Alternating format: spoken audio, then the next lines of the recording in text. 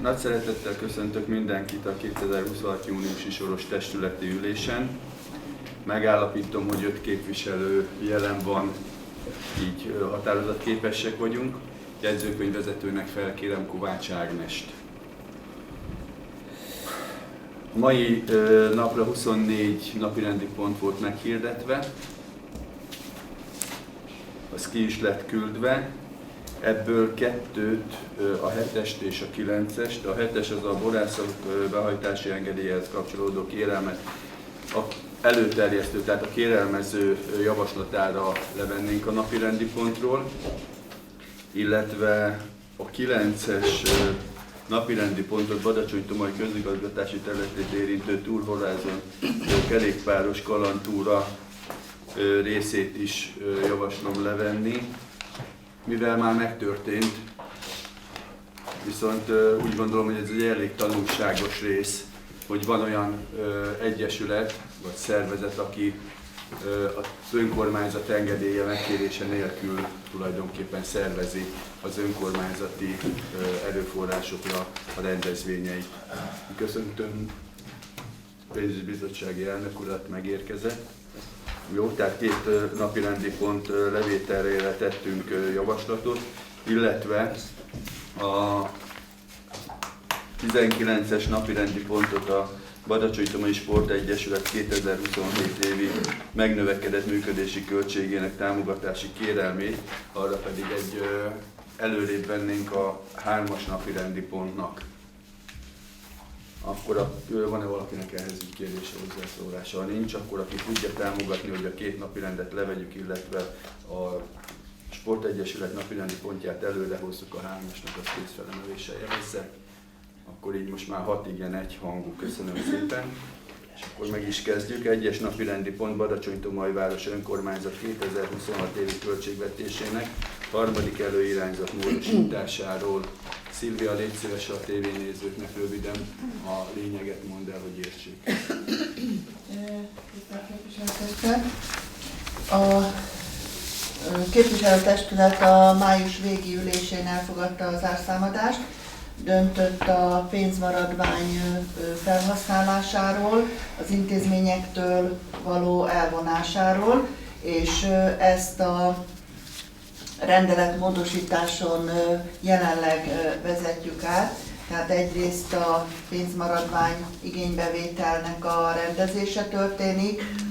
Az önkormányzat 8 millió forint pályázati pénzeszközt nyert járdafelújításra, illetve 5 millió forintot a Veszprém Balaton 2023-tól sportrendezvényre. Ezek kerülnek be az előirányzatokhoz, valamint a Magyar Közlöny 67-es számában megjelent az önkormányzatoknak 25 évi iparűzési adó többlete után fizetendő elvonás összege, ami Badacsony-Tomaj esetében egy 11.008.189 forintos összeg. Ezt kell a költségvetésbe beépíteni. Ez ugye mindenképpen kötelező, hiszen június 30-al ezt a Magyar Államkincstár a számláról le is inkasszálja.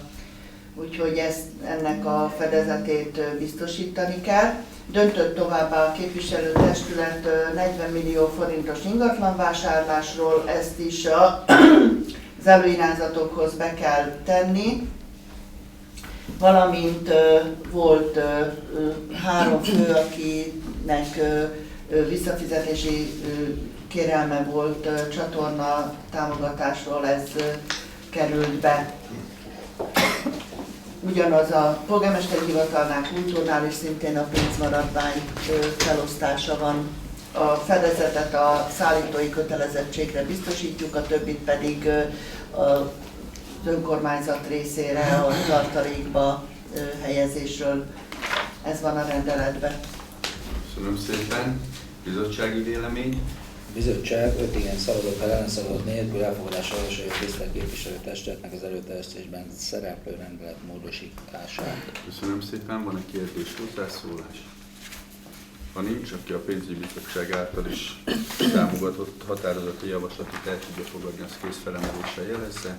6 igen, 1 hangú. Köszönöm szépen. Következő napi rendi pont. Badacsony-Tomaj város önkormányzat képviselőtestületek környezetvédelméről és a környezetvédelmi alapról szóló önkormányzati rendelet módosítása. Pénzügyi bizottsági javaslat. 4 igen szavazattal, 1 ellenszavazattal elfogadásra javasoljuk az előterjesztésben szereplő rendelet módosítását, elvi támogatással annak függvényében, hogy a szerdai ülésig a hatóság állásfoglalása megérkezik. Jegyző úr.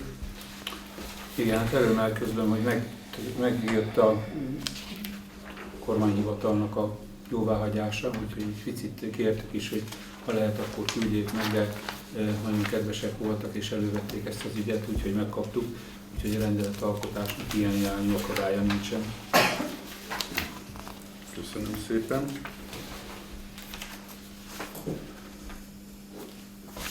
Máté, egy pár szóba a rendeletmódosításnak a lényegét, hogy szíves a tévénézőknek elmondani.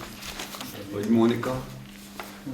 Mondjuk, jegyző. Jó, tehát a korábbi rendelkezés, a jelenleg érvényes rendelkezések alapján, hogyha, és kizárólag önkormányzat település érdekből, hogyha van rendezvény, önkormányzati rendezvény, akkor nem lehet zenés engedélyt kiadni, és ezt gondoltuk felül, és az a javaslat, hogy szintén önkormányzati érdekből, a település érdekében, hogyha mégis van ilyen rendezvény, a polgármester hatáskörében tudjon dönteni, esetleg elbírálni, vagy jóváhagyni esetleg párhuzamosan egy ilyen zenés rendezvényt, vagy zeneszolgáltatást. Köszönöm. Van-e valakinek kérdése, hozzászólása? Zoltán? Amit elmondtam a bizottságon is, ugye azért ezt éveken keresztül gyúrta még az előző testület is, és ezt pontot az életbe a testület tette föl, mire megalkottuk ezt a zenés engedélyt, pont a polgármester védelmére született, hogy ne terjedjenek pletykák, hamis állítások, vélt valós sérelmek ne jöjjenek. Úgyhogy én úgy gondolom, hogy az a zenés engedély annó körbe lett járva, megalkottuk. Én szerintem ebből bonyodalmak lesznek, hogyha ezt módosítjuk, tehát dönt a képviselőtestület, én ezt nem tudom támogatni. Köszönöm.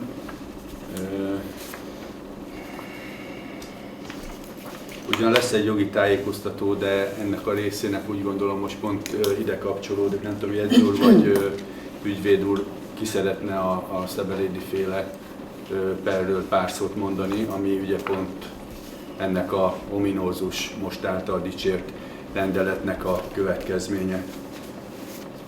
Jegyző úr fog el, igen, ő jár el a közigazgatási perben is. Igen, hát ugye az is lezárult első fokon, és felhívta a testületet, illetve az önkormányzatot arra, hogy újra tárgyalja az egészet. Ugye egy 2021-es ügyről van szó, úgyhogy újra fel kell göngyölítenünk, és újra el kell majd bírálnunk. Köszönöm. Detti? Annyiban igaza van a Zolinak, hogy ezt annak idején hosszasan tárgyaltuk, és az is jó volt, amikor akkor azt megszavaztuk. Itt igazán csak arról van szó, hogy abban az esetben, ha az önkormányzat érdekében is történik ez a rendezvény, és hogy a polgármester dönthet ilyen esetben, úgyhogy én ennyiből tudom támogatni, hogy minden esetben megkérdeznek bennünket, és van lehetőség dönteni, plusz ha valóban a mi érdekenket szolgálja, akkor azt gondolom, hogy ennek nem állhatunk ellen, hogy plusz szolgáltatás legyen. Köszönöm. Annyi kiegészítés az alpolgármester asszonyhoz, hogy mi nem szavaztuk meg. Ja. Az akkori testület megszavazta, mi nem, hiszen már akkor diszkriminatívnak tartottuk, hiszen most is ugyanaz a véleményem, hogy egy emberre szabták rá az akkori többség ezt a rendeletet. Jó. Van-e még további kérdés, hozzászólás? Amennyiben nincs, akkor aki a pénzügyi bizottság által is támogatott rendeletmódosítást el tudja fogadni, ezt kézfelemeléssel jelezze. 5 igen, ellene 1. Köszönöm.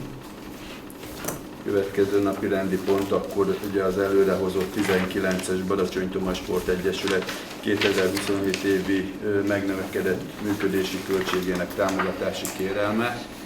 ezúttal is köszöntöm Vella Zsolt polgármester urat, illetve a Sportegyesület elnökét.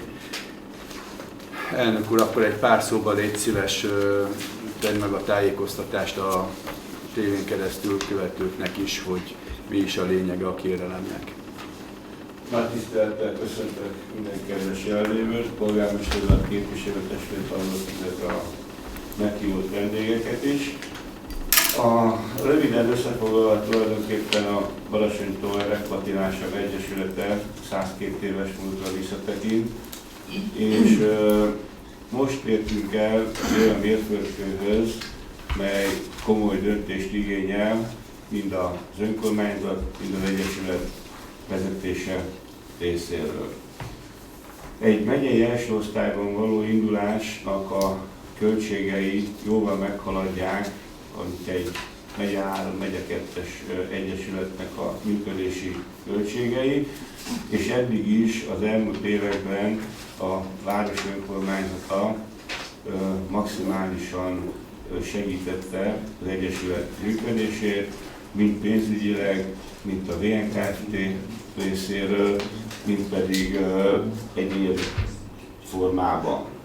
De mielőtt tovább folytatnám, és ezzel kellett volna kezdenem, hogy a bajnokavató, én úgy érzem, hogy egy nagyon jól sikerült rendezvény volt, viszont ott elhangzott, nem tudom már pontosan milyen szövegkörnyezetben, egy kijelentés, mely bántó volt, különösen a szponzorokra, és azon belül is polgármester úrra. Úgyhogy én ezt szeretném most mind a képernyők előtt, mint a képviselőtestület előtt én elnézést kérni, és nagyon bízom benne, hogy ez egy egyszeri alkalom volt. Tehát tovább folytatva a gondolatmenetemet, az elnökség kitűzött egy célt, miszerint a megyei első osztályban szeretnénk indulni, ennek a licenszkérelmét leadtuk.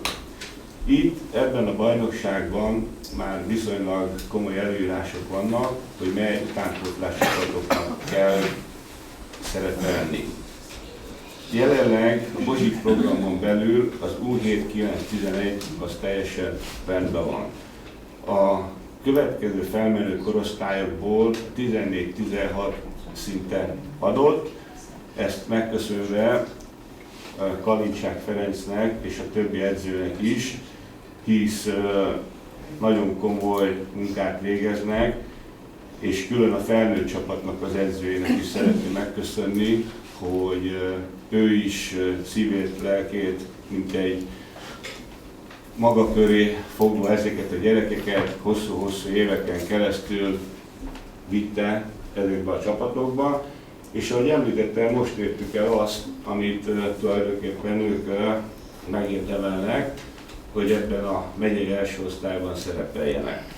És itt jön a következő gondunk, úgymond az U19-es csapatnak a biztosítása, mely jelenleg szinte lehetetlen a jelenlegi körülmények között, hisz ezen korosztályban nincsenek olyan gyerekek, sem a városban, sem a környéken, akikből ezt a csapatot ki tudnánk alakítani. Így a megyei elnök javaslatára felkerestem a veszprémi csapatot, akiknek lehetőségük van egy U19 komplett csapatot a mi utánpótlás csapatunként szerepeltetni, és így megfelelünk minden egyes követelménynek, mely a megyei első osztályhoz kell. Most ennek van egy költsége is, mint egy 1,5 millió forint, de szeretnék kihangsúlyozni, amennyiben helyben meg lenne ez a csapat, csak az edzőnek a bére az 2.250.000 forint lenne. Emellett szintén csak, hogy szemléltessem a költségeket, nem számoltam még az utaztatás költségét, nem számoltam a játékvezetői költséget, nem számoltam a egyéb frissítőket, illetve olyan kötelező költségeket, melyek egy csapatnak a működtetéséhez szükséges. Így ezzel a megoldással, hogy a település lakói is lássák, hogy az önkormányzat, ugye annak idején átadták választáskor a döntési jogot képviselőtestület tagjainak. Tehát ők viselik ezeket a döntéseket, ők gondoskodnak a településnek a működéséről, és azt, hogy a megfelelő befizetett adók, illetékek, egyéb pénzügyek mind olyan célra hasznosuljanak, mely a település működését előmozdítja. Tehát az, hogy most mi kifizettünk úgymond 1,5 millió forintot egy nem badacsonytomai illetékességű csapat résznek, ez maga után vonzza, hogy emellett körülbelül 80 14 év alatti gyereket tudunk versenyeztetni, emellett tudunk egy 16-ot versenyeztetni, és nem utolsó sorban, amit a bevezetőmben mondtam, azt a felnőtt csapatot tudjuk most versenyeztetni, melyek az elmúlt 10-12 évben megjárták a mennyet és a poklot, mondhatom így, hisz amikor a megszűnés szélére került a csapat, az, hogy továbbra is legyen Badacsonytomai a labdarúgás, ők vállalták a kiemelt bajnokságban a szereplést, ez 3 megye volt akkor, rengeteg utazással, igaz, nagyon jó körülmények között tudtak játszani.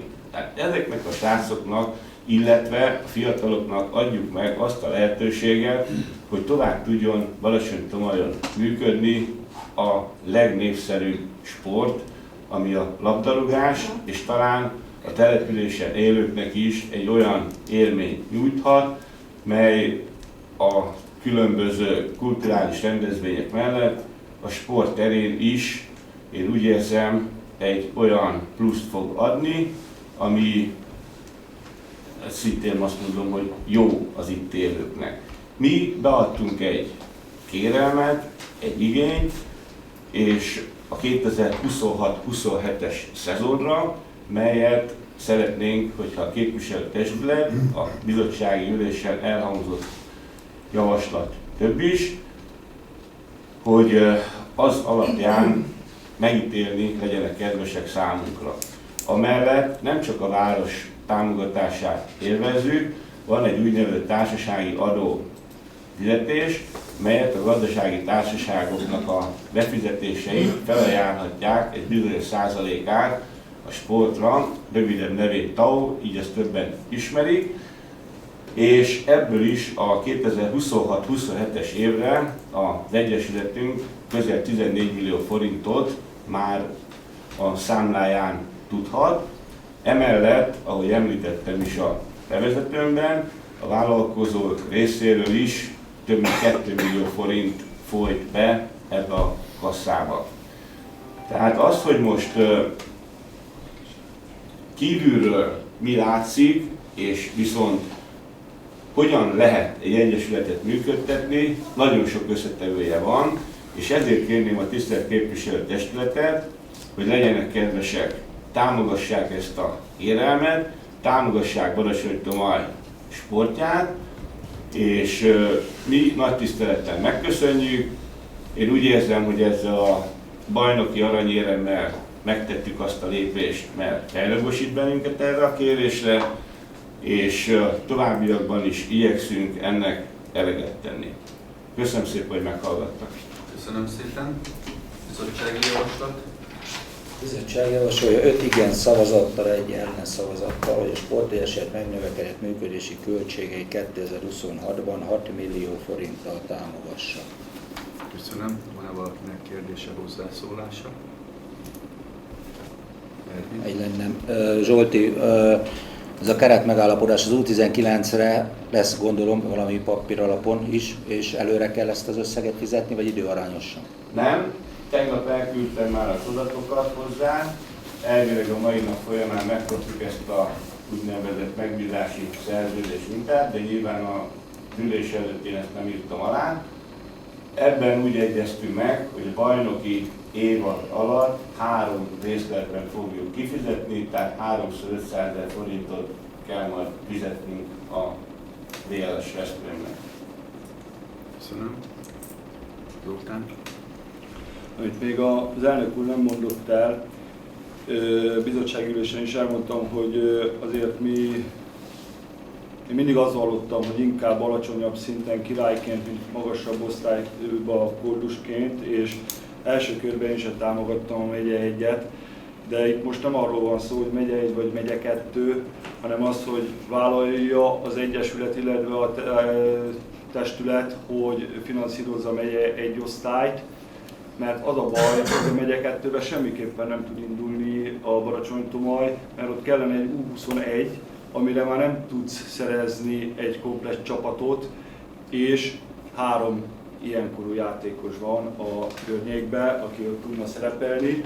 Tehát itt, ahogy a bizottságon is elmondtam, az a tét, hogy megye 1-be futballozik a Baracsony-Tomai Sportegyesület labdarúgó csapata, vagy megszűnik. Tehát erről kell dönteni. Köszönöm. Hála ének, én nem látom ilyen tragikusan azért, tehát meg nem kell szűnni az egyesületnek, de a felelősség az tényleg nagy. Nem véletlenül az egyik legkiemeltebb napirendi pontunk volt a bizottsági ülésen is, egész jól végül beszélve. Van-e valakinek még kérdése, hozzászólása? Amennyiben nincs nekem, akkor van egy módosító javaslatom. Az Egyesület 10 millió forintot kér támogatásba. A bizottság ugye 6 millió forint támogatást javasol azért, mert az az a minimum, ami ahhoz kell, hogy a csapat működjön.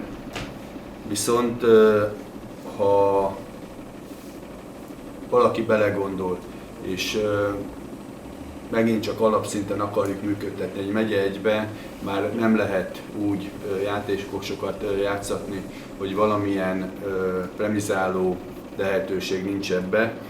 Úgyhogy én megmondom őszintén, én javasolnék ugye a 6 millió forintot, amit a bizottság is javasol, illetve 2 millió forintot premizálásra olyan formába, hogyha az Egyesület tegye le az elvárást, hogy mit várnak el saját maguktól a megye 1-be, mit kell hozni, mi az a cél, amit el akarnak érni, és ahhoz viszonyítva ezt a 2 millió forintot osszák el. Megértettem a feladatot, és köszönjük szépen. Köszönöm, és akkor ennek megfelelően, ugye mivel módosító indítvány volt, így a módosító indítványomat teszem fel először szavazásra. Aki tudja támogatni így az egyesületi támogatást, az kész felemeléssel jelezze. 6 igen, 1 hangú. Köszönöm szépen. Akkor köszönöm mindenkinek ezt a pozitív hozzáállást, további jó tanácskozást, igyekszünk a feladatokat megfelelni. Köszönöm szépen. Szia!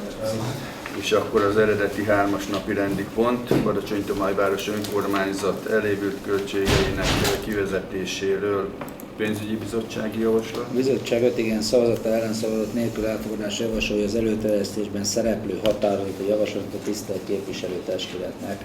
Köszönöm. Szilvia, légy szíves egy pár szót. Tisztelt képviselőtestület! Az önkormányzat könyveiben szerepelnek olyan követeléseink, amelyet sajnos nem sikerült behajtani az adósoktól, mivel 2021 év előttiek, ezek a tételek elévültek, így a könyvelésből szükséges lenne kivezetni. Ugye a számviteli törvény leírja, hogy mi minősül behajthatatlan követelésnek, milyen feltételek alapján lehet csak kivezetni a könyvelésből. Ezek sajnos már 21 év előttiek, tehát ezekkel nem tudunk mit kezdeni. Ezekben iskolai étkezési díjak, bérleti díjak, illetve lakbértartozás van, amit nem sikerült, nem volt esély rá, hogy beszedjük az adósoktól. Ezeket szeretnénk kérni a tisztelt képviselőtestülettől, hogy engedélyezzék a könyvekből történő kivezetését. Köszönöm szépen. kérdés, hozzászólás? Amennyiben nincs, mert felteszem szavazásra, csak hogy mindenkinek, tévénézőknek is legyen tiszta, iskolai étkezési díj 2016 és 2020 között 530 000 forint, bérleti díjakból 17 és 21 között 999 262 és 18-19-es lakbér 141 750 forint. Jó, és akkor aki a pénzügyi bizottság által is támogatott határozati javaslatot el tudja fogadni, az kézfelemeléssel jelezze. 6 igen, 1 hang. 4-es napi rendi pont beszámoló az adóztatásról, bizottsági javaslat. Bizottság 5 igen szavazat ellen szavazat nélkül elfogadásra javasolja az előterjesztésben szereplő határozati javaslatot a tisztelt képviselőtestületnek. Köszönöm, jegyző úr. Igen, röviden annyit szeretnék mondani, hogy a 2025 évi előirányzathoz képest közel 10%-kal magasabb teljesítés történt, úgyhogy köszönöm szépen mindenkinek az együttműködést és a hivatalnak is a munkáját. Köszönöm szépen. Valakinek kérdés, hozzászólás? Amennyiben nincs, aki a pénzügyi bizottság által is támogatott határozati javaslatot el tudja fogadni, ezt kézfelemeléssel jelezze. 6 igen, 1 hang. 5-ös napi rendi pont, Badacsony Turisztikai és Golf Egyesület kérelme, bizottsági javaslat. A bizottság javasolja 6 igen szavazattal ellenszavazat nélkül, hogy az együttműködési megállapodás módosítását követően negyed évente az aktuális negyedév első hónapjának 5. napjáig kerüljön a támogatás utalásra. Köszönöm szépen. Köszöntöm körünkbe a Turinfarm jeles képviselőit. Monika, egy pár szóba az okot elmondanád, hogy a tévénézőknek is képbe kerüljenek ezzel, jó? Köszönöm szépen, tisztelt képviselőtestület! Egyszerűen egy olyan helyzettel szembesültünk, hogy az jelen hatályos együttműködési megállapodásunkban rögzített kifizetési ütemezés, ami havi egyenlő részletekben rögzíti az éves támogatás kifizetését, az Egyesületünk sajátos működéséből adódóan egyre többször vezetett likviditási gondokhoz, és emiatt fordultunk a tisztelt képviselőtestülethez, hogy a havi ütemezés helyett negyedévente szeretnénk kérni ennek az éves támogatásnak a kifizetését, ami egyébként 18 millió forint, és ezt tartalmazza a Tátikai Infópont és a Karpicai Turinform irodának a működtetéséhez a hozzájárulásbeli támogatás. Köszönöm szépen. Én is köszönöm szépen. Van-e valakinek kérdése, hozzászólása? Ha nincs, ugye akkor csak annyi, hogy tehát összegszerűen nem változik, egyedül ugye az ütemezésben megy át a havi kifizetésből negyedéves kifizetésé. Aki akkor így a pénzügyi bizottság által is támogatott határozati javaslatot el tudja fogadni, az kézfelemeléssel jelezze. 6 igen, 1 hang. Köszönöm. Köszönjük szépen. 6-os napirendi pont, várakozó-e igénybevételére és személyszállítási szolgáltatás végzésére jogosító útvonal engedély iránti kérelem elbírálása. Pénzügyi bizottsági javaslat. Kérelem 6 igen szavazattal ellenszavazat nélkül az előterjesztésben szereplő határozati javaslatot javasoljuk elfogadásra az IER 032 Renault Trafic forgalmi rendszámú típusú gépjárműre vonatkozóan. Köszönöm szépen. Van-e valakinek kérdése, hozzászólása? Ha nincs, akkor ugye csak annyi, hogy akkor egy személyszállítóval hivatalosan több lesz. Aki tudja támogatni a pénzügyi bizottság által is elfogadott határozati javaslatot, az kézfelemeléssel jelezze. 6 igen, 1 hangú. 7-es napirendi pont, ugye ezt levetettük. Eredeti 8-as kérelem légvár engedélyezésére Badacsony központjába a pénzügyi bizottsági javaslat. 6 igen szavazattal ellenszavazat nélkül az előterjesztésben szereplő határozati javaslatot elfogadásra javasoljuk a tisztelt képviselőtestületnek. Köszönöm szépen. Jelen van a kérelmező is, üdvözöljük. Szeretnél pár szót mondani? Igen, és tisztelt polgármester, tisztelt testület. Az elmúlt évben kaptam először lehetőséget a parkban egy légvár felállítására, és az volt a tapasztalatom, hogy óriási sikere volt a vendégek körében, illetve a lakosság és a ideérkező turisták tekintetében, mert ott a hűvös fák alatt egész nap tudták a gyerekeket odahozni, és jól érezték magukat. Szerintem óriási sikere volt, és kérem, hogy erre van lehetőség, ezt az idén is engedélyezni. Köszönöm szépen, van-e valakinek kérdése, hozzászólása? Ha nincs, nekem lenne az a kérdésem, hogy ugye az a kérelemben 4x7 méteres területet bérelni. Ez a légvárnak az alapterülete? Igen. Akkor viszont én azt szeretném kérni, hogy ugye mi azért valamilyen szintű kiszolgáló személyzet, vagy valaminek kell ott lenni, letenni a cipőket a légvárba, fölmenni, stb. Hogy egy 2 négyzetméter szerintem pluszba kellene, ami ezt a területet így le tudná fedni. Tökéletesen látom. Köszönöm. Akkor ugye ebben az esetben jegyző úr, majd módosító lesz a plusz 2 négyzetméter, vagy? Jó, akkor én... Nem, elég. Tehát így teszed fel a határozott tervezet, akkor 30 négyzetméter lenne, ugye? Így van. Jó. 30 négyzetméterről szóljon a határozott tervezet, és dönt benne a testület. Jó, akkor aki ezzel a kiegészítéssel tudja támogatni a határozati javaslatot, ezt kézfelemeléssel jelezze. 6 igen, 1 hangú. Köszönöm a lehetőséget. Köszönjük szépen. Köszönjük. 9-es, eredeti 9-es Badacsony-Tomaj közigazgatási területet érinti, hogy ezt levettük a kerékpárt. Eredeti 10-es Badacsony-Tomaj 120/2 ARS ingatlanon lévő irodahelyiség hasznosítása. Bizottsági javaslat. 6 igen szavazattal, ellenszavazat nélkül javasoljuk a képviselőtestületnek az előterjesztésben szereplő határozati javaslat elfogadását az alábbiak szerint éves bérleti díj összege 1.500.000 forint plusz áfa per év plusz rezsi. Pályázat beérkezésének ideje 2026. június 13. hétfő 16 óra ügyvéd úrhoz. Pályázat bontásának ideje 26. június 14. kedd 8 óra Rózsakő terem. Licit mértéke 100.000 forint. Bérleti szerzés határozati időtartama 2029. december 31 napjáig szóljon. Köszönöm. Van-e valakinek kérdése, hozzászólása? Zoltán? Nekem akkor ugye annyi kérdésem lenne, Mónika, ezek a felsorolt határidők, ezek tarthatóak? Igen? Igen, előre láthatólag a holnapi napon aláírás követően közzé tudjuk tenni. Jó, köszönöm szépen. Akkor aki a pénzügyi bizottság által is támogatott határozati javaslatot a felsorolt paraméterek mellett tudja támogatni, ezt kézfelemeléssel jelezze. 6 igen, 1 hangú.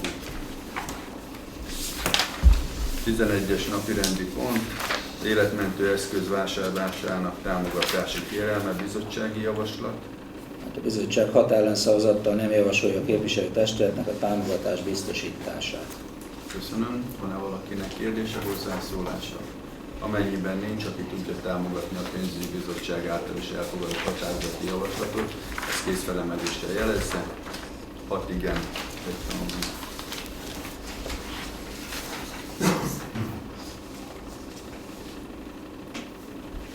12-es napirendi pont, Bortúra kérelem, Borvidék túra kérelem. Pénzügyi bizottsági javaslat. 6 ellenszavazattal nem javasoljuk a képviselőtestületnek a kérelem támogatását. Köszönöm szépen. Van-e valakinek kérdése, hozzászólás? Amennyiben nincs, akkor aki a pénzügyi bizottság által is elfogadott határozati javaslatot tudja támogatni, az kézfelemeléssel jelezze. 6 igen, 1 hangú. 13-as napirend, helyi esélyegyenlőségi program 2023-28 felülvizsgálata, pénzügyi bizottsági javaslat. 6 igen szavazattal, ellenszavazat nélkül javasoljuk a képviselőtestületnek az előterjesztésben szereplő határozati javaslat elfogadását. Köszönöm, Jegyző úr, egy pár szót légy szívesen az előterjesztésről, de csak röviden. Igen, helyzetelemzésből és intézkedési tervből áll az a helyi esélyegyenlőségi program, amelyet 5 évente el kell készíteni a önkormányzatnak, illetve a településnek. Ez 2023-ban elkészült. Ezzel együtt a jogszabályi rendelkezés az, hogy 2 évente felül kell vizsgálni. Ez a felülvizsgálat történt meg most. Gyakorlatilag mindenben szakemberekkel együtt úgy gondoljuk, hogy ez a program, ez a helyzetelemzés jelenleg is áll, és a intézkedési terv is időt áll, úgyhogy javasoljuk a felülvizsgálatot elfogadni, illetve meghosszabbítani a HEP érvényességét. Köszönöm szépen. Van-e valakinek kérdése, hozzászólás? Ha nincs, akkor aki tudja támogatni a pénzügyi bizottság által elfogadott határozati javaslatot, az kész felemelése jelezze. Vagy igen, egyhangú. 14-es napi rendi pont, iskola vagyonkezelői szerződés tárgyalása. Bizottsági vélemény. 5 igen szavazattal, 1 ellenszavazattal javasolja a képviselőtestületnek az előterjesztésben szereplő határozati javaslat elfogadását. Köszönöm szépen. Jelzőre erről is egy pár szót röviden. Igen, ugye elkészült az iskolának a változási vázrajz, amiben feltüntetésre került maga az iskola épülete, ugye külön az ebédlő és a külön az udvar.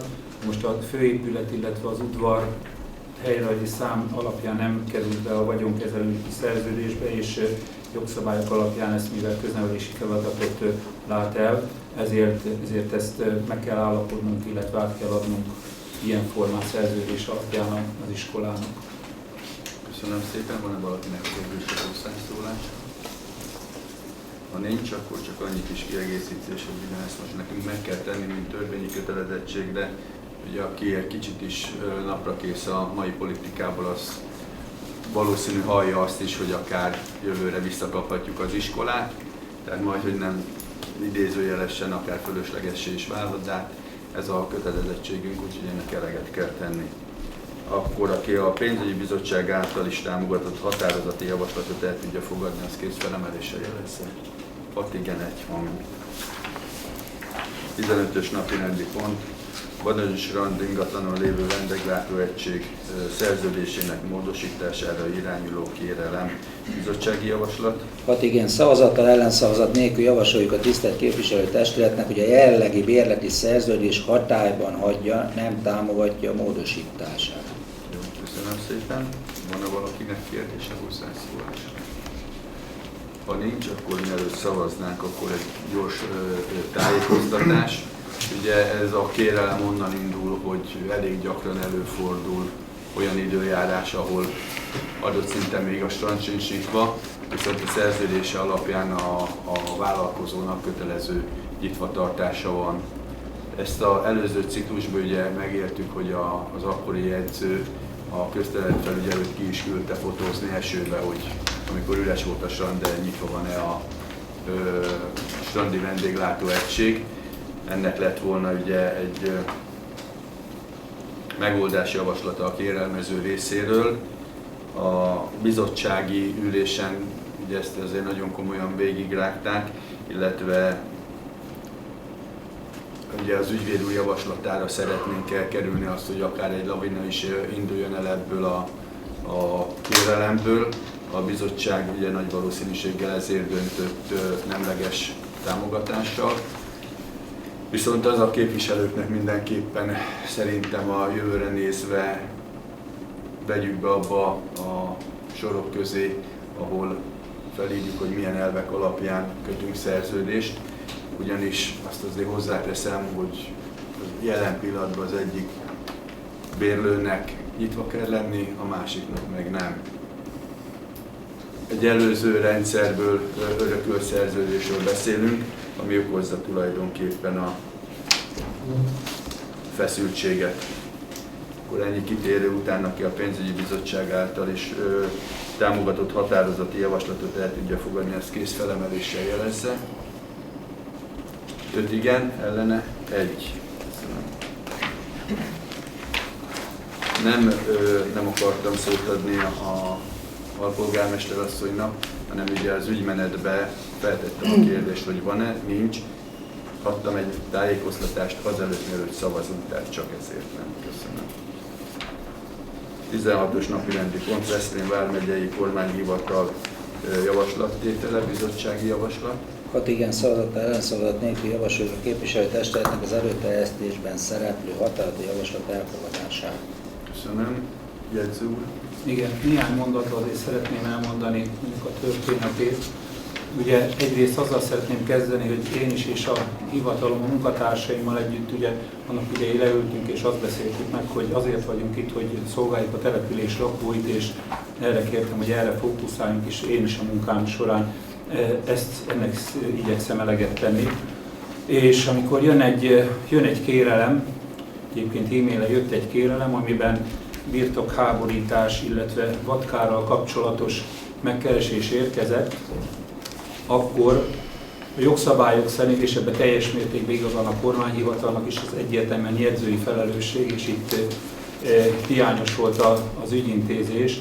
Azt kellene tenni, megvizsgálni a kérelmet, adott esetben jogszabályokat felsorolni, ilyen és ilyen hiánypótlásnak tegyen eleget, vagy hogyha hiánypótlásra sem érdemes, akkor elutasítja. Ez körülbelül csak, hogy érezze mindenki, ez egy 8-10 perces munka. Ezt kellett volna tennem, még egyszer mondom, meg is kellene ezt tenni. Most úgy történt, hogy én kimentem a kérelmezőnek a lakhelyére, ahol kb. 1-1,5 órát eltöltöttem, mindent megnéztünk, valóban vadkár történt, magát a birtokháborítás tényét, hogy mi is van, életszerűen szerettem volna látni. Elmondtam neki, hogy mit kellene tenni, hogy hogyan tudja valóban realizálni. Még magát a vadásztársaságot is fölhívtunk, velük is egyeztettem, tehát mindent elmondtam neki, hogy hogyan tudja magát az eljárást beindítani. Ezzel együtt ugye készült erről egy helyszíni szemle, egy jegyzőkönyv, és abban maradtunk, hogy ő egy héten belül ezt összeszedi, és próbálja a hiányokat orvosolni. Na most ez nem történt meg. Sajnos én elkövettem itt azt a hibát, hogy ezt írásban nem zártam le, tehát nem küldtem ki neki a végzést, vagy az eljárás megszüntetését. Vártam valóban, hogy kiegészíti a kérelmét, és erre panaszt intézett a kormányhivatalnak, hogy ő semmiféle tájékoztatást nem kapott, úgyhogy ennek alapján a felhívást tett közzé, illetve javaslatot tett a kormányhivatal, hogy erre figyeljek, és egyébként ezt nyilván meg is kell fogadni, mert attól függetlenül, hogy kimegyünk, és tényleg, hogy értsétek, valóban meg kell tenni az adminisztratív lépéseket is, és ez hiányos volt ebben az ügyben. Úgyhogy maga az eljárás lényegében nem fogok és nem is tudok ezen változtatni, de valóban adminisztratíve is le kell fedni ezeket az egészet. Csak zárójelben jegyzem meg, hogy előtte is és után is a környékös összes birtokháborítási ügyét méltányos, tehát elfogultság miatt mindegyiket hozzám teszi a kormányhivatal. 10-15 ilyen ügyen van jelenleg is. Köszönöm szépen. Van-e valakinek kérdése, hozzászólása? Amennyiben nincs, akkor mielőtt szavaznánk, egy röpke kis megjegyzés, majd a polgármester úr figyelembe veszi az évvégi jutalmazásnál. Jó, persze, ez csak viccelve a részébe. Aki dolgozik, az mindig követhet el hibát. Szeretném, és ez jó is, hogy ennél nagyobb hibák ne legyen. És akkor visszatérve, komolyra fordítva a szót, aki tudja támogatni a pénzügyi bizottság által elfogadott határozati javaslatot, az kézfelemeléssel jelezze, 6 igen, 1 van. És akkor rögtön az aktuálisan idevágó folytatólagos következő napirendi pont, veszélyjelentő vadak elleni védekezés, pénzügyi bizottsági javaslat. 6 igen szavazattal, ellenszavazat nélkül elfogadásra javasoljuk a tisztelt képviselőtestületnek az előterjesztésben szereplő határozati javaslatot, vagyis tartalék terhére 5 millió forint összeget különítünk el a veszélyt jelentő vadak elleni védekezés költségeire. Javaslatként. Köszönöm. Van-e valakinek kérdése, hozzászólása? Ugye mi abban a szerencsés helyzetben vagyunk, annak ellenére, hogy a testületben 2 aktív vadász is van. Képbe vagyunk a vaddal, képbe vagyunk a vadkárakkal, képbe vagyunk a településen történő dolgokkal. Bekértem a vadászatra jogosultaktól az arányos kilövési tervüket, hogy állnak. Transzparensen ki fogjuk tenni, mindenhol 130-150%-kal van túl teljesítve. Egy olyan időszakot élünk, amikor ugye tudjuk jól, hogy a vad is szaporodik, és ennek megfelelően látjuk a csikos malacokat. Itt azért szeretném megjegyezni, hogy ez a legveszélyesebb időszak a vad és a vadkárokozással szemben, hiszen A vad deklaráltan fél az embertől. Jó, én értem azt, hogy mások is félnek tőle, de ez egy nagyon fontos. Egyetlen egy esetben támad alapvetően a vad, az akkor, ha védekezik. Az a koca, ami a csikos malacait védi, ott nem kell azon csodálkozni, hiszen láttuk a TV híradóban is, hogy megtámadta a Budapesten a nem tudom, második kerületnek a nem tudom miét, emberét, és mutatják a videót, 4 órán keresztül kergeti a vaddisznót. Miért csodálkozunk azon, hogy akkor a vad elkezd védekezni? Annak ellenére nagyon oda kell figyelni, ténylegesen túlszaporulat van, ez látszik a kilövési tervekből is.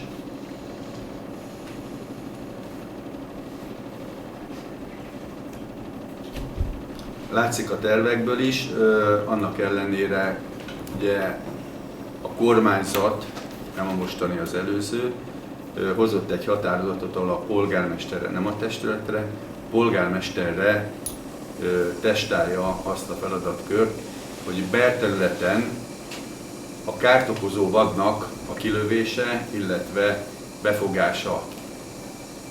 Gyakorló vadászként mondom, nem merném vállalni, 96 óta van vadászjegyem. Nem merném vállalni lakott területen belül a lövést. Senki, véleményem szerint senki nem képes előre meghatározni az elindított lőszernek az útját, hogy az hol, min fog gellert kapni, és az esetleg milyen kárt okoz. Ez a napirendi pont azért van, hogy azokat a gócpontokat, amik a településeinken vannak, ott először megpróbáljuk a picit humánusabb részét, tehát hogy egy vadriasztással, vadriasztószereknek a kihelyezésével kívül tartani a településen a vadat.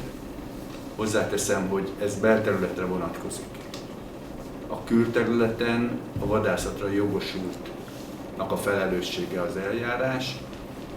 Ezzel kapcsolatban ugye természetesen volt is próbálkozás az elmúlt időszakban. Az is jól sikerült, hiszen vadbefogó lett kihelyezve, be is fogta a vadat, annak megfelelően a jogszabályi előírásoknak megtörtént a vadnak az elszállítása, ugye ebben az esetben elejtése és azt követően az elszállítása.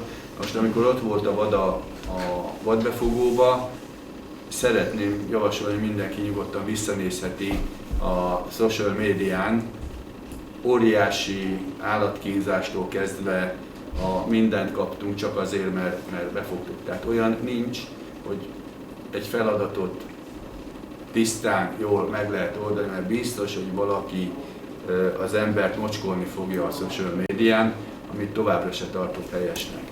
Az önkormányzat megtesz mindent a lakosok védelme érdekében, megtesz mindent a felmerülő problémák érdekében, és nem kendőz el semmit. Az, hogy ez egyes embereknek nem elég, azzal nem tudunk mit kezdeni, a többséggel kell sajnos foglalkoznunk, vagy nem sajnos, hiszen ez a mi feladatunk. Nem pedig az egyes érdekeknek, ebből majd még úgyis lesz megint a napirendi pontnál majd beszélgetés. Kicsit hosszabbra sikerült a gondolatmenet, de így legalább a képviselő visszaérkezett a szavazásra.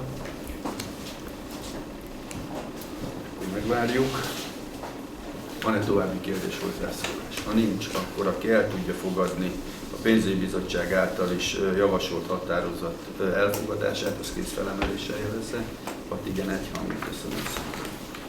18-as napi rendi pont, jogi beszámoló, ez egy szóbeli előterjesztés, pénzügyi bizottsági javaslat. Hát igen, szavazat, ellenszavazat nélkül javasoló képviselőtestületnek beszámoló elfogadását. Köszönöm szépen. Az ügyvéd úr, akkor légy szíves, tedd meg a beszámolót. Felsorolom akkor a jelenleg folyamatban levő peres, illetve egyéb ügyeket. Baracsony-Tomai Szörfklub ellen indított szerződés semmiségének megállapítása iránti peres eljárás első fokon hozott ítéletet a Tapolcai Járásbíróság. Sajnos negatív eredménnyel az önkormányzat részére, ezzel fellepezést terjesztettünk elő, és a másodfokú bíróság a Veszprémi Törvényszék szeptember 14-ére tűzte ki az ügy másodfokú tárgyalását, tehát az ügy még nem zárult le. A másik peres ügy, ott az önkormányzat alperesi pozícióban volt, ugye a dr. Horváth Mihály Ferenc indította a badacsonyőrsi vízhálózattal összefüggő javítási költségeknek az önkormányzat által történő megtérítése iránt.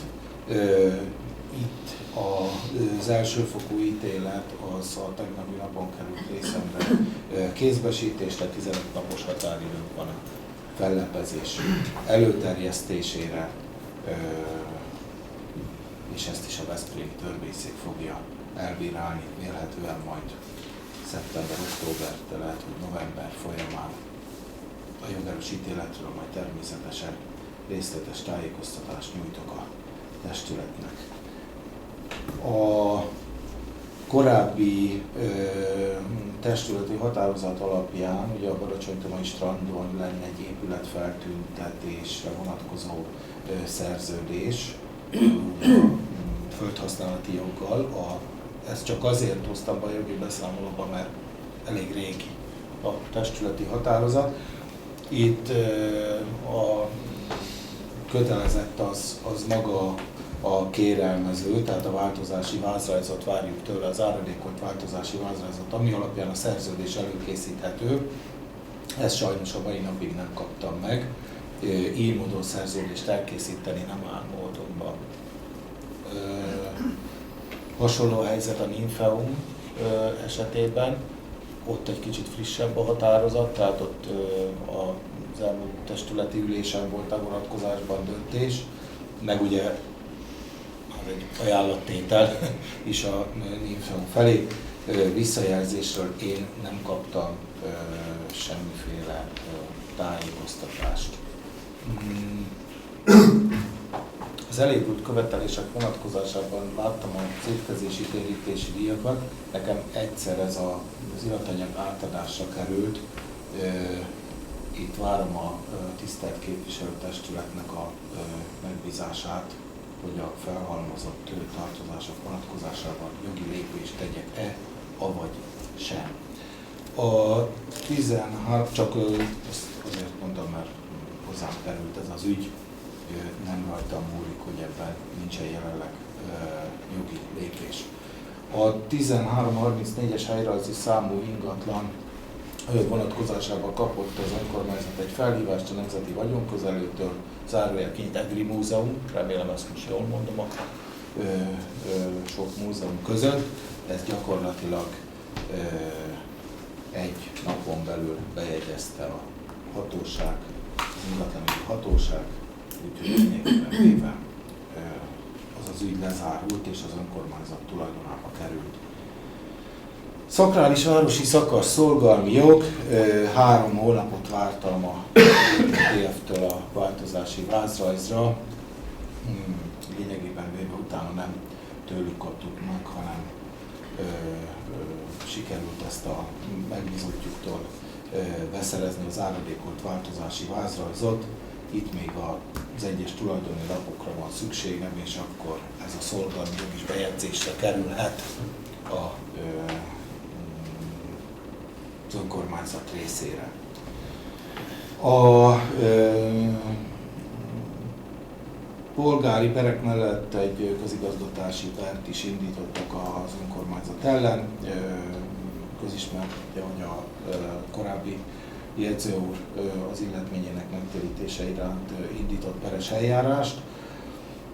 Elég gyorsan zajlottak ebben az események, mert az ítélet hozatal után gyakorlatilag egy hónappal, tehát az elmarasztaló ítélet ellen, amelyben az önkormányzatot kötelezték az illetmény megfizetésére és egy elég tetemes milliós nagyságrendű perköltség megfizetésére,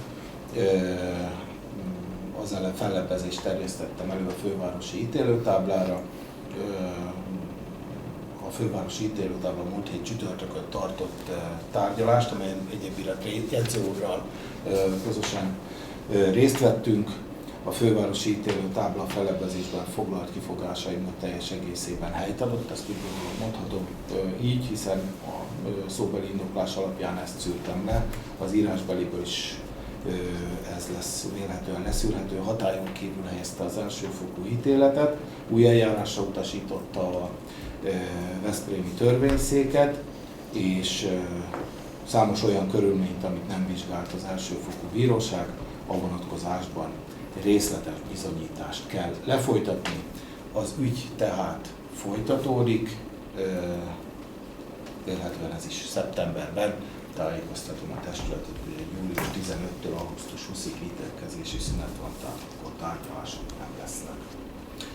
Ezen felül sajnos vannak szomorúbb események is, tehát a Városnapon történtek alapján sajnos meg kell tennünk a jogi lépést, kifejezetten ugye polgármester urat, de áttételesen az önkormányzatot is értéke vonatkozásban konkrét olyan megnyilvánulások, amelyeknek álláspontunk szerint jogi következményei kell, hogy legyenek, az ezzel összefüggő lépéseket természetesen meg kell tennem. Erre nem vonatkozik az ítélkezési szünet. Köszönöm. Van-e valakinek kérdése? Hozzászólás az Zoltán. A bizottságülésen említetted, hogy a Baracsonyi kikötőnek a jegypénztárban, a régi jegypénztárban felszólítottad a bérlőt, hogy nyisson ki, mert a szerződésszegést követel, és akkor a mellette lévő két üzletet, a Tátikának és a régi Seckinek, mert azok sincsenek nyitva, a Secki az hétvégeken még csak kinyitott, de hétközben nem láttam, azt sem nyitva, a Tátikában meg abszolút nem látunk mozgást, hogy ott nem kell nekik kinyitani, mit tudsz erről, vagy? Erre vonatkozóan nem kaptam így tájékoztatást, de így, hogy most értesültem, akkor kimennek ezek a felszólítások is. Azt nem tudtam, hogy ők nincsenek nyitva. Tehát a volt Secki, illetve a Tátika alsó üzlet. Igen, az abszolút nincs is ott mozgás. Köszönöm. Egyéb kérdés, hozzászólás? Jegyző úr. Én köszönöm először is a Nymphom Kft-vel kapcsolatban. Én felvettem a kapcsolatot a vezetőkkel, ugye a helyettessel tudtam beszélni, nyaralni van a vezető, és átbeszéltük az egész határozatot, minden kérdést tisztáztunk, hogy teljesen világos legyen számukra is. Megértették, és azt mondta, hogy azt hiszem, hogy pont a héten jön vissza a vezetője a Nymphom Kft-nek, és egyezteti a vezetővel is, és akkor reagálnak a határozatban foglaltakra. A másik, hogyha szabad, a volt jegyző ügyében, ugye annyit szeretnék mondani, hogy mi nem voltunk átfedésben, és semmiféle személyes szakmai kapcsolatunk nem volt. Ugyanakkor szeretném elmondani, hogy amikor megtörtént ez a bíróságítélet, illetve bíróságvizsgálat, talán elmondtam 2 üléssel ezelőtt a tisztelt testületnek, hogy tényleg felháborítónak tartottam, amit a bíróság művelt, és egyáltalán nem vette figyelembe a tényeket. Egy picit... Jegyző úr, tehát tartsuk tiszteletbe a bíróságot. Tiszteletbe tartjuk. Köszönöm. Úgy döntött, hogy jellemi fellebezést tekintettünk elő. Így van. Szóval ugye a testület elé is hoztam ezt tekintettel arra, hogy a hivatal vezetőjeként nekem van jogom fellebbezést elindítani. Től függetlenül kértük a támogatást. Itt azért a képviselő úr nem javasolt ezt az egészet, mert ugye talán nem hitt abban, hogy itt ebben igazunk lehet, ha bár elmondtam, hogy itt egyértelműen egy olyan dolog történt, ami visszaélés, egy olyan hivatali visszaélés, amelyet orvosolni kell. Tehát ugye arról van szó, hogy amikor megszűnt a közös önkormányzati hivatal, és polgármesteri hivatallá vált, akkor nyilván jegyző kérdésem volt tisztázva. Ilyenkor a kormányhivatalnak, illetve a főispánnak kötelezettsége, hogy kijelöljön egy jegyzőt arra az időszakra, amíg nincs megbízott jegyzője a hivatalnak. Ezt megtette, és történt egy ilyen kinevezés, és ebben igazol a képviselő úrnak, tehát ezzel ellen nincs mit tenni, megtették, tehát ezt soha nem is vitattuk, tehát ugye ez volt az érv, hogy a főispán kinevezte. Ugyanakkor van egy olyan kötelezettség is, hogy vele egy kinevezést kell kötni, amiben meg kell állapítani a részletes szabályokat. És ezek maga a munkavégzésen kívül egyrészt az elvégzett munkaóra, másrészt meg a bérezés kérdése. Na most ez úgy történt, hogy a volt jegyző maga kiállított egy ilyen kinevezést, maga beállította magának a munkaórákat, magának beírt egy fizetést, amit a polgármester nem írt alá. És ezt a kinevezést, ezt feltöltötték a királyba, mint tényt. Tehát úgy, mintha aláírta volna a polgármester. Tehát ezeket tényként állapította meg már a másodfokú bíróság. Ugye erre is alapozta a döntését, hogy meg kell vizsgálni. Ugye itt, amikor kiderült, hogy végül is igazat adtak neki, és ezt a kinevezést, ebben a kinevezésben foglaltakat az első fok figyelembe vett, és ezen alapján állapította meg, akkor kérdeztük, hogy miért, és a másodfok is ezt mondta, hogy milyen alapon vette ezt figyelembe. Tehát ugye másodfokon majd ezt kell figyelembe venni, és ezt kell megvizsgálni, és ugye az elmúlt időszakban akár a munkatársam, akár a polgármester úrral is végigbeszéltük, és végül is látom, hogy januárban itt mi történt, januárban milyen munkavégzése történt az illetőnek is, ezt kell majd a bíróságnak kideríteni, pontosan, hogy milyen terjedelemben történt ez a munkavégzés. Mert hogy történt munkavégzés, az tény. Köszönöm. Van-e valakinek még kérdése, hozzászólás? Akkor nekem még lenne itt a sor végén, ügyvéd úr, ugye pont itt, amit a jegyző úr is kifejtett, ha jól emlékszem, akkor ebben az ügyben büntető eljárás is van folyamatban, vagy mert ez nem hangzott el? Igen, de nem tudjuk, hogy ez milyen stádiumban van jelen állapot szerint. Tehát tart? Igen. Tehát ebből az ügyben még nyomoznak. Köszönöm szépen. Akkor aki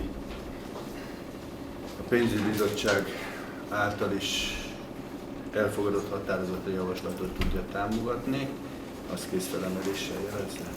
Vagy igen, egy hangot, köszönöm. 19-es napi.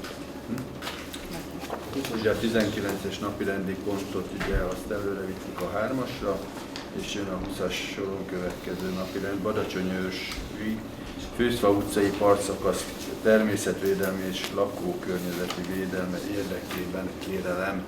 Pénzügyi bizottsági javaslat. Kicsit a sötétben tapogatózva hoztunk egy ilyen határozati javaslatot, ott igen szavazattal, ellenszavazat nélkül az ügyvéd úr és a jegyző egy forgalomtechnikai szakember bevonásával készítse javaslatot az ügy kezelésére. Köszönöm szépen. Van-e valakinek kérdése, hozzászólása? Ervin? Annyi lenne, elolvasva ezt az egész anyagot, hogy szerintem mielőtt ilyen táblákat kijelzünk a kérelmezőnek, és megértem az aggályát és a kérését, de az utca összes lakóját vegyük számításba, mert volt már ilyen ügyünk, és utána ez az ellenkező irányba vitt el az egész folyamatot, hogy és amennyiben a többség kéri, vagy mi lesz a kérése, abba az irányba vigyük el ezt az ügyet. Köszönöm szépen. Köszöntöm az érintetteknek, tehát jelenlévő érintetteket, és akkor először a kérelmező, hiszen ugye van egy eredeti napirendi pont a kérelme alapján, és ehhez érkezett egy tájékoztatás, ugye a napirendi ponthoz, ma reggel láttam, és ugye arról majd azért szóba meg kell ismernünk azt a részét. Feri, parancsoljál akkor. Köszönöm. Röviden, ha kérhetem. Jó, próbálom. Tehát az a lényeg... Ja, bocsánat.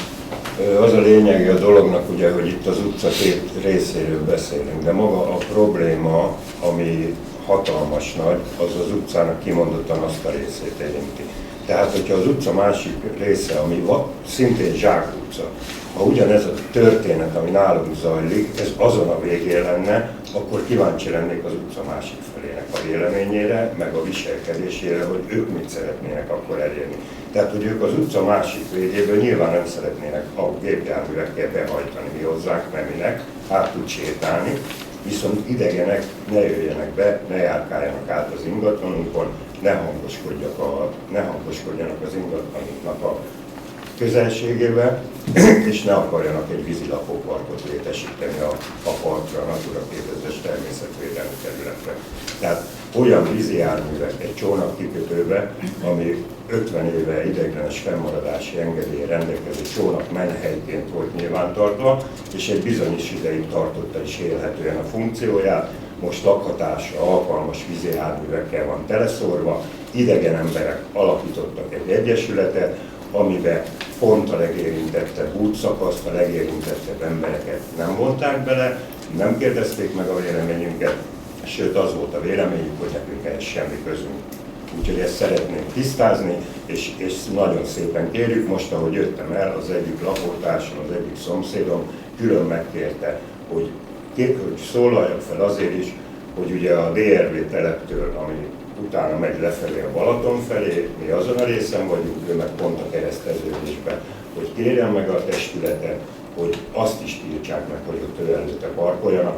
Tegnap nem tudta levágatni a barátaival a sövényt, ma a fájos derekában pont amikor jöttem be, akkor csinálta. Tegnap lett volna segítsége, viszont ott állt 2 autó az ingatlan előtt, és nem fért hozzá a sövényhez. Tehát ez innen ki kellene, hogy zárják az idegeneket, ugyanis nincs út, ami levezet a Balatonpartra, magántulajdonokon és önkormányzati területeken keresztül szeretnének képjárművekkel közlekedni, és ezt nem tudjuk támogatni. Köszönöm szépen. Köszönöm. Az elhangzottakhoz valaki? Ervin? Annyit, tegnap én kint voltam, édesapáddal is beszélgettem a helyszínen, ugye megnéztem ezt a területet, egy másik ingatlan tulajdonos végigvitt az egész rendszeren, abban egyetértek, hogy ez a csónakveszteglő kifejezés ez nem állja meg a helyét, mert ezeknek, amik ott vannak, nem mondjam micsodák, a 60%-a nem csónak. Úgy kezdődik a történet. Ugye május 22-én, amikor a Sportvadász Egyesület tavaly ugye nem tudta ezt az egész folyamatot elindítani, ennek az új stégrendsszernek az engedélyezését, ugye az egy más helyzet volt, mert most is van egy más helyzet, és ezt a kettőt kell valahogy nagyon összhangba hozni, hogy az aggájaitokat valahogy ezt rendezze. Szerintem ez a csapás irány. Hát elsősorban. Köszönöm szépen. Más valakinek kérdés, hozzászólás? Akkor mielőtt ott megadnám, Márti, légy szíves a főépítési véleményedet, illetve ezzel kapcsolatos gondolatokat hozd meg. Igen, köszönöm szépen. Tehát az az út, amiről beszélünk, nem út. Tehát az ingatlan nyilvántartás szerint egy kivett beépítetlen terület, illetve mellette levő árok, ami önkormányzati tulajdonban van. Tehát egy aszfaltozott területről beszélünk, tehát útként képviselőtestületnek vagy átruházó hatáskörrel jegyző úrnak nincs lehetősége szabályozni, tehát arra semmiféle pressz szabályzat nem vonatkozik, nem vonatkozhat, mivel nem út, tehát arra táblát kihelyezni nem áll. A kikötő pedig ugye még nem kikötő, csak a használata szerint évtizedek óta ugye aként használják a horgászok. Tehát jogilag se nem út, se nem kikötőről beszélünk. Köszönöm szépen. Parancsoljál. Tisztelt Polgármester úr, tisztelt képviselőtestület, Csóka Ferenc vagyok a Balacsonyosi Csónak Kikötő Egyesületnek az elnöke. Mi az engedélyezési eljárás a Közép-Dunántúli Vízügyi Igazgatóság felhívására kezdtük el, tehát nem egy légből kapott ötlet volt. A Vízügyi Igazgatóság tájékoztatása szerint ez első körben a felhívásra az önkormányzatnak küldték ki, nem volt lépés, utána küldték ki a Horgászegyesületnek, ott sem volt semmiféle visszajelzés, és utána mi úgy gondoltuk, hogy alapítunk egy egyesületet, és elkezdjük legalizálni a csónakkikötőt. Ez a csónakkikötő, ez 80 éve működik, 30 éve vannak ott hajók, csónakok, hajók, eddig senkit nem zavart. Most hirtelen, hogy legalizáljuk a kikötőt, most hirtelen zavarja a helyeket. Nem azért zavarja őket, mert ott nagyobb a forgalom, mert mi általunk nem lesz nagyobb a forgalom.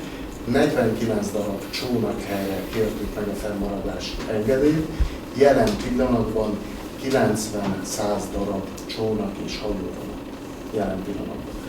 Hogyha legalizálják a kikötőt, akkor az illegális ágakat vissza fogják bontatni a hatóságok. Tegnap lemértem az Elközműn, ott a Fűzfa utcába mi jelen pillanatban, amit megépítettük az engedélyezési eljárásnak megfelelően 132 folyóméter hosszú bejárót, azon kívül jelen pillanatban a Fűszfa utcában 1360 folyóméter hosszú illegális bejáró van, ahol illegálisan adják ki a csónakhelyeket és illegálisan horgásztak. Tehát itt nem arról szól a dolog, hogy miattunk megnövekedett a forgalom, hanem egyéni anyagi érdekeket sért a mi engedélyeztetési eljárásunk. Mert amennyiben legalizálják a kikötőt, a hatóságok ki fognak tőle átvenni, és vissza fogják bontatni az összes illegális bejárót. Úgyhogy szerintem teljesen más volt itt a megközelítés a másik oldalon. Másrészt a Fűszfa utcában is vannak az egyesületnek tagjai. Úgy tudom, hogy úgy lett beadva ez a kérelem, hogy a Fűszfa utca nevében. A Fűszfa utca nagy része erről semmit nem. Tehát őket azért meg kellene véleményem szerint kérdezni, ez néhány ember zavar. Tehát most például itt a Feri... Elnézést, nem személyeskedünk, és szeretném megkérni, hogy a tárgyhoz jó, tehát a napirendi ponttal kapcsolatos hozzászólást. Jó, az úthoz, az pedig... Köszönöm szépen. Az egyesület. Tisztelt Polgármester, tisztelt képviselőtestület, a érintett felszólásra szeretnék hozzászólni azzal kapcsolatosan, hogy gyakorlatilag elnézést kérek, felolvasnék egy részt arra vonatkozóan, hogy konkrétan az előterjesztésre kapcsolódik. Magának az Egyesületnek elnökségi tagja vagyok, dr. Kabay Márton. Elolvasva magát az előterjesztést, abszolút tudjuk támogatni azt, hogy ennek a közlekedési szabályok megfelelően kell kialakításra kerülnie, tekintettel arra, hogy maga a petícióban gyakorlatilag olyan közlekedésre vonatkozó meghatározások szerepelnek, ami semmilyen épkézláb adattal nem támasztják alá. Se az, hogy nagyobb lenne a forgalma az érintett területnek, se azt, hogy ez bármilyen szempontból zavarná az ott lakókat, és reagálhat csak arra, hogy felmerült az is, hogy nem vontuk be az utcán lakókat egy elnökségi tagnak abban az utcában, sőt abban közvetlenül azon az úton van tulajdona, tehát ebben a formában sem igaz ez. Nem beszélve például arról, hogy mint ahogy elmondtuk, folyamatban van egy eljárás, amelynek az eredménye a visszajelzések alapján feltehetően az lesz, hogy az adott csónakkikötőt engedélyezni fogják. Tehát mindenképpen fontosnak tartjuk azt elmondani, hogy olyan döntésnek a meghozatala, ami utólag majd egy legális csónakkikötőnek a korlátozására, bejutásának korlátozására irányul, véleményünk szerint nem egy megfelelő, vagy nem egy körbejárt döntés. Illetve említettük itt a csónakmenedéket. Na most a csónakmenedéknek nem tudom, hogy tisztában vannak azzal, hogy mik a passzusai, de gyakorlatilag arról szól, hogy amennyiben a vizen bármilyen veszélyhelyzet történik, akkor maga ez a csónakkikötő... Elnézést, nem tárgya a napirendnek. A napirendnek a települési behajtással kapcsolatos a csónakkikötő része. Értettem, egy picit hagytam, hogy mindenki képbe kerüljön, hogy körülbelül hogy áll össze, de én szeretném kérni, hogy térjünk vissza a napirendhez, jó? Tehát... Én csak egy dolgot akartam ezzel kapcsolatban kiemelni, hogy ennek a funkciónak, ez a funkció mai napig megvan, ennek a funkciónak az is része, hogy amennyiben bármi ilyen baleset történik, vagy vészhelyzet van ezen a részen, a csónakmenedék vonatkozásában, akkor az odavaló lejutásnak a korlátozása az én azt gondolom nem megengedett ebben a helyzetben. Itt gondolok arra is, hogy egyébként a közel 80 éve fennálló lejutási lehetőséget jelenleg a tulajdonosok önhatalmulag olyan szinten korlátozták, hogy semmilyen módon nem lehet lejutni az érintett csónakkikötőbe, ami még egyszer mondom, közel 80 éven működik ebben a struktúrában, és mi azt szeretnénk, hogy ez legálisan működjön, megmaradjon az embereknek, és a vízügyi hatóság ne tudja megszüntetni ezt a területet, és szerintem a behajtásnak a korlátozása vonatkozásában javaslattal élünk a tekintetben, hogy azt is vizsgálják fel, hogy esetleg célforgalom biztosítása, vagy más olyan módon, hogy az arányosságot megtalálják arra vonatkozóan, hogy mind a jövőbeni csónakkikötőnek is megfeleljen ez a döntés, és megfeleljen a tulajdonosoknak. Mi mindig nyitottak voltunk a tulajdonosokkal való egyeztetésben, most is ezen vagyunk, és azt a mi részünkről tudjuk garantálni, amennyiben az engedélyt megkapja a csónakkikötő, akkor a csónakkikötőben kizárólag olyan csónakok fognak helyet kapni, és olyan csónakok fognak állni, amik megfelelnek a kapcsolódó jogszabályoknak, ez teljesen egyértelmű.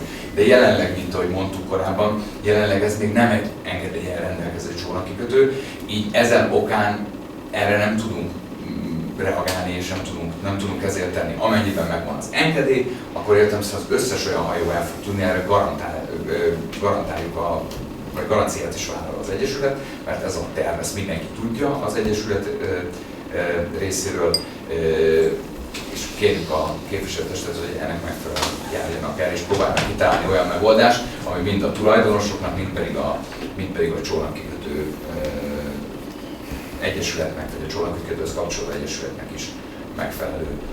Nagyon szépen köszönöm. Én is köszönöm szépen, Minyár Márti. Csak pár dologra szeretnék egy kicsit reflektálni. Tehát az, hogyha bejegyzik, tehát ilyet mondani, hogy ha bejegyzik, akkor majd ott nem lesz olyan, ami, ez önmagában rossz, mert most még semmi nem lehetne ott véleményem szerint. Tehát mivel nincs engedély, semminek, nem, hogy még annak is, aminek amúgy nem lenne szabad, még akkor se, ha engedélye lenne. Tehát ez nem egy szerencsés megközelítés. Én nem tudok arról, hogy kiadtam volna tulajdonosi hozzájárulást ennek a kérelmnek a menetéhez. Azért arra kíváncsi leszek, hogy melyik hatóság fogja ezt úgy jóváhagyni, hogy nincs hozzá tulajdonosi hozzájárulás. Tehát vannak ebben azért olyan hibák, amiket szerintem akár orvosolni is kell, hiszen azt mindenki érti, hogy egy régi igény kerülne ott adott szinten legalizálásra, nagyon sok embert érint, viszont ez nem történhet senkinek a rovására. Ez egy nagyon fontos. Sajnos mostanában, mióta így járok bíróságokra, alapvetően mindenhol elmondják, hogy a legrosszabb megállapodás is jobb, mint egy jó bírói döntés. Tehát én azért szeretném, hogyha egy kicsit kompromisszumképesebb lenne mind a két fél, és törekednének jobban a megállapodásra. Az előterjesztésben, ahogy ezt el is olvasta, az szerepel, hogy felkéri a jegyző urat, hogy tegyen javaslatot. Tehát itt nincs eldöntve semmi. Javaslat van, úgy, ahogy a képviselő úr is jelezte, a helyi lakosoknak a bevonásával, hiszen ha ott többséget nyer az, hogy ez a terhelés számukra túlzott és nem elfogadható, akkor az önkormányzat egy eléggé érdekes helyzetbe kerül. És ezért nem nagyon szeretem ezeket a napirendi pontokat, amikor egy megállapodás létrejöhetne, véleményem szerint, de bejövünk vele a testülethez, és próbáljuk, most ezt hogy mondjam, a testületet testálni, hogy ők adjanak már iránymutatást. Nem szeretnénk dönteni se a jobboldali lakó javára, a baloldali lakóval ellentétben, vagy fordítva. Viszont a többséget képviselni kell. És ezért lenne sokkal egyszerűbb szerintem egy megállapodás az érintett felek között, mint igen, tudom, próbálkozik mindenki, bocsánat Feri, tehát benne vagyok, és azért próbálok, itt vagytok mind a ketten, két érintett fél, meg kell állapodni, sokkal jobb, mint vitatkozni, meg szabályozni, meg bármi ilyesmi, én ezt kérem tőletek. És ugye az SMS alapján, ugye, aki nem testületi tagot egyszeri egy felszólalásra van lehetőség, ebbe az esetben hagytam, hogy akár egy kicsit hosszabb is legyen, nem ez a lényege, nem szeretnék meddővitába belemenni, tehát hogy értsd, hogy miért nem akarom, és nem azért, mert, hanem továbbra is csak az a kis rövid tény, hogy szeretném, ha megállapodnátok, találnátok rá megoldást, az önkormányzat is sokkal könnyebben tudna hozzáállni. Jelezte az alpolgármester asszony is, hogy még hozzá szeretne szólni, de hogyha ezek alapján visszavonozza, hogy szólni szeretné, azt elfogadom. Jó? Igen, köszönöm, egyébként pont a tulajdonosi hozzájárulásra szerettem volna én is kitérni, de előttem már elmondtad, hogy köszönöm szépen. Köszönöm. Jó, tehát ebbe a részébe Ugye van egy határozati javaslatunk, amiben mondom, egy előkészítés van. Figyelembe kell mindenkit venni.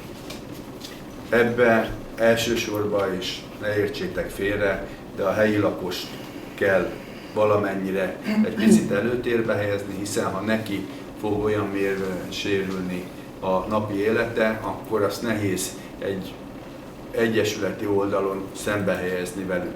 De az egyesület is nagyon fontos, hiszen egy helyi egyesületről, egy helyi közösségről beszélünk.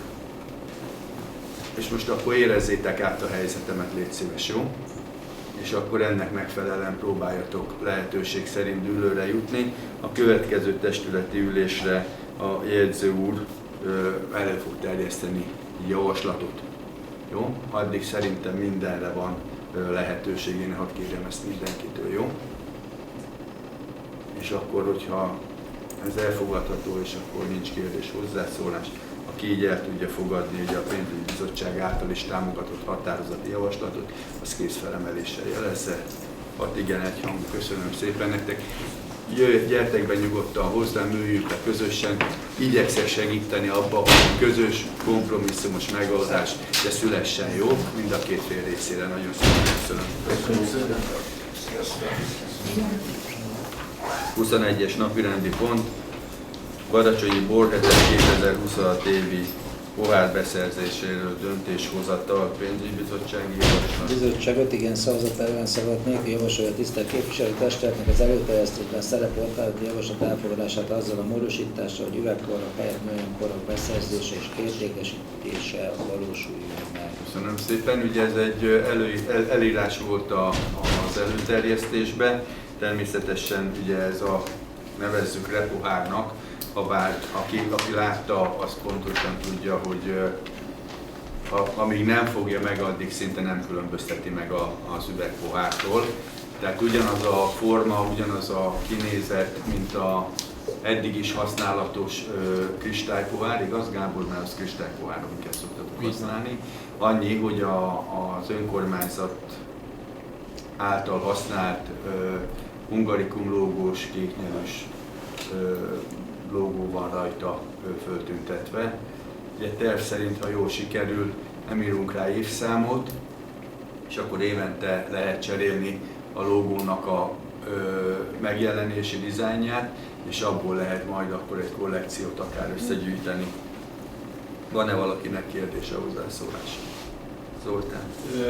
Tehát akkor, hogy a tévénéző is értse, nem a kristálypohár lesz lecserélve, az megmarad, és a műanyag pohár meg pluszba bejön az a repohár, ami megvásárolható és elérhető. Igen, tehát a borászok vállalták a kristálypohárnak, ugye itt mindig megvan ez a letéti része, hogy visszaadom, nem adom, hova gyűjtik.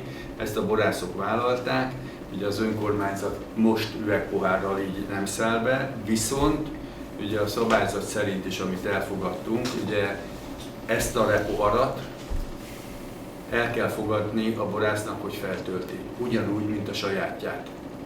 Ennek pont ez a lényege, elviszi ajándékba, nem törik össze, viszont azt el tudtuk fogadni a borászok kérése alapján, hogy ne ez mert ugye tényleg a repohár, ugye ez a nagy műanyag, általában sörürítő, nagyon jól néz ki benne, ez nem az, még egyszer, ugyanúgy néz ki, mint az üvegpohár, amit eddig is a badacsonyi borheteken használtunk, csak műanyagból. Az eladása történik, ugye a VNKFT nem fogja visszavenni, viszont ugye a mosogatást ugyanúgy végzik a borászoknak. Köszönöm, akkor ha nincs további kérdés, hozzászólás, akkor aki a pénzügyi bizottság által is elfogadott határozatot javaslatot tudja támogatni, az kézfelemeléssel jelezze. 6 igen, 1 hangú. 22-es napi rendi pont. Beszámoló a polgármester átruházott hatáskörébe adott döntésekről, pénzügyi bizottsági javaslat. 5 igen szavazat ellen szavazat nélkül javasoljuk a tisztelt képviselőtestületnek az előterjesztésben szereplő határozati javaslat elfogadását. Köszönöm. Kérdés, hozzászólás. Ha nincs, aki tudja támogatni a pénzügyi bizottság által elfogadott határozati javaslatot kézfelemeléssel. 6 igen, 1 hangú. Beszámoló a lejárt határidejű önkormányzati döntések végrehajtásáról, pénzügyi bizottsági javaslat. Igen, szavazat, ellenszavazat nélkül javasoljuk a tervező javaslat elfogadását. Köszönöm, kérdés, hozzászólás. Mennyiben nincs, aki tudja támogatni a pénzügyi bizottság által elfogadott határozati javaslatot. Ez kész felemeléssel jelezze. 6 igen, 1 hang. Köszönöm.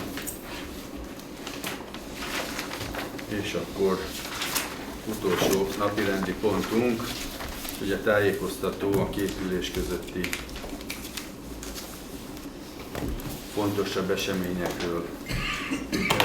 Rögtön úgy kezdeném, ugye nem voltam a áprilisi, nem a májusi testületi ülésen, ugye betegség miatt alpolgármester asszony természetesen tudott helyettesíteni, köszönöm is, ezért egy picit előrébb mennék a tájékoztatásból, és április végével kezdeném, és ezt azért tartottam fontosnak ide behozni, mert sajnos a településünk még mindig zömében úgy működik, hogy én azt hallottam, ő azt mondta, és olyan költemények hangzanak el, aminek köze nincs a valósághoz. Április végén voltam Krisztián László volt polgármester költségvetési csalás ügyébe kihallgatáson a bíróságon. Aki azt mondja, hogy bármit kapott, nem kapott, elítélt, mind hazudik. Jó? Szeretnék mindenkit kérni arra, hogy ne terjesszen fölöslegesen olyan dolgot, ami nem igaz. Jó? Egy folyamatban lévő eljárás van, pont. Nincs semmi más. És kérnék tényleg mindenkit, hogy aki ebbe dezinformál, az fejezze be.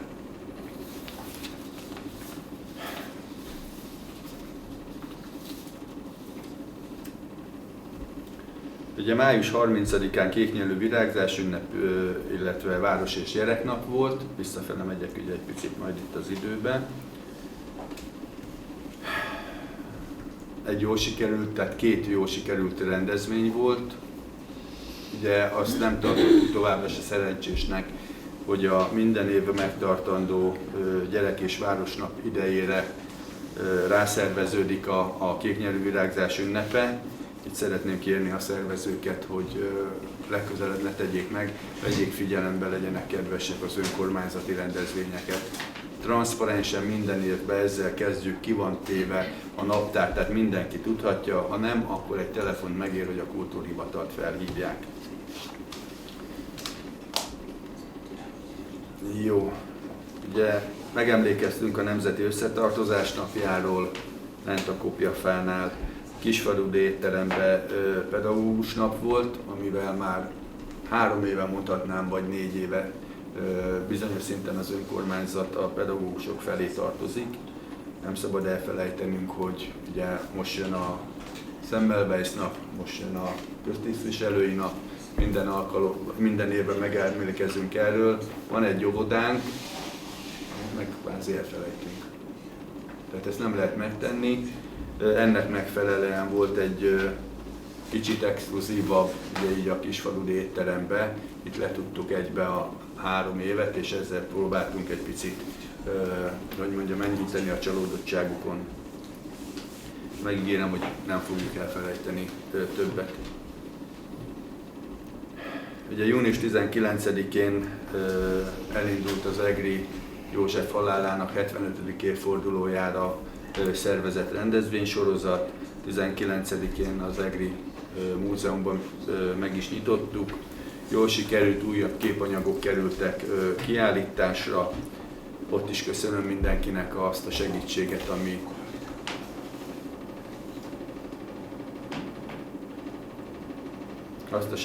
amit hozzátettek. Itt külön kiemelném a Badacsonyi Szőlőhegyért Egyesületet. Nagyon szépen köszönjük a kiemelkedő jó rendezvényt. 20-án Marcelházi falunapon vettünk részt néhányan. Nagyon meleg volt, amúgy nagyon jó kis rendezvény minden évben. Javaslom mindenkinek, hogy amikor teheti, nyugodtan inkább csatlakozzon hozzánk és jöjjön el. Sajnos egy picit beárnyékolta, hogy az alpolgármester asszonynak ugye a szálsebészeti beavatkozása miatt szedett antibiotikumból fakadóan előbb kellett jönnünk. Badacsony-Mólóról induló séti egri hajó volt, tanévzáró ünnepségen vettem részt. Ugye majd lesz 30-án a köztisztviselői ebéd. Viszont, igen, ezt majd a végére, jó?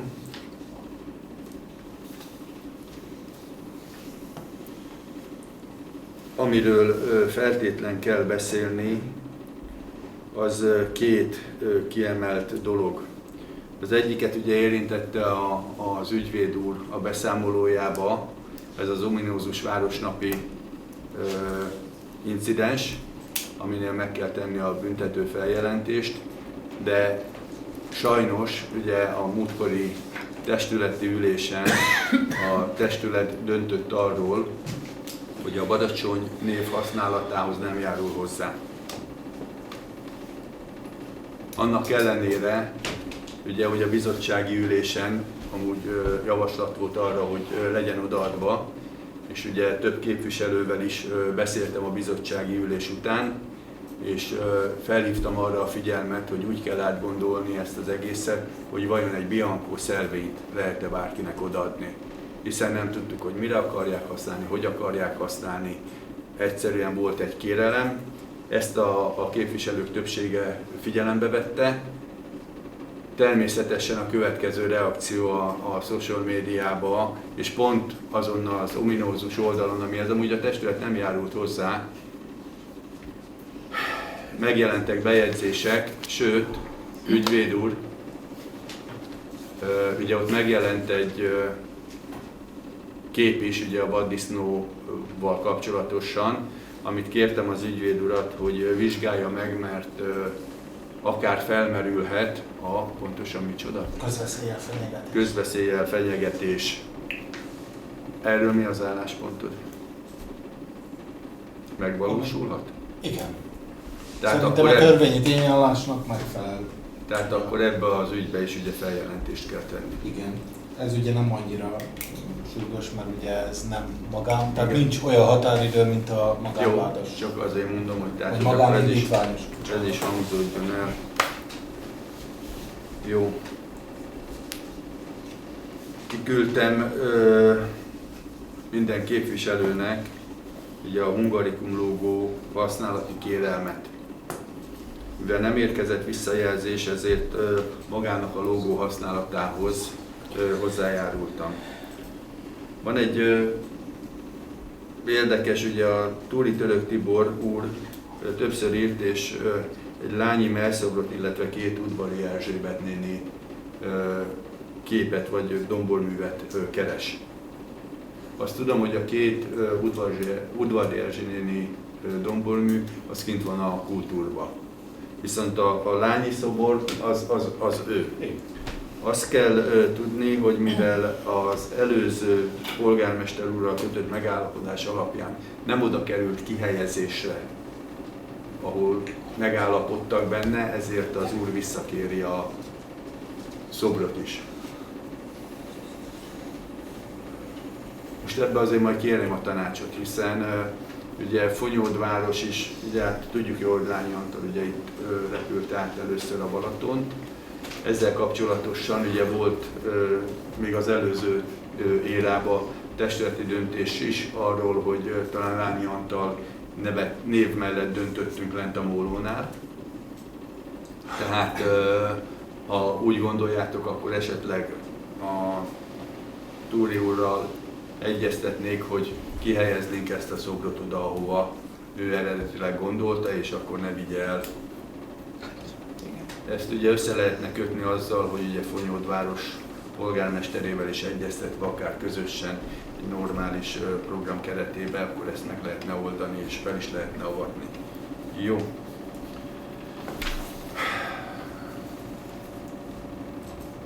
Jöjjön egy-két fekete leves a végére, jó? Alpolgármesteri béremelés. Ugye nálunk nem kötelező az előterjesztés, hiszen azt hiszem 10 000 fő alatti településeknél ugye az alpolgármesteri fizetés másképp van meghatározva. Lehetett hallani a tévében, hogy ugye vannak olyanok, akik bevitték 10 000 fő fölött, ott kötelező. Ott sokkal szabottabb a bérezés.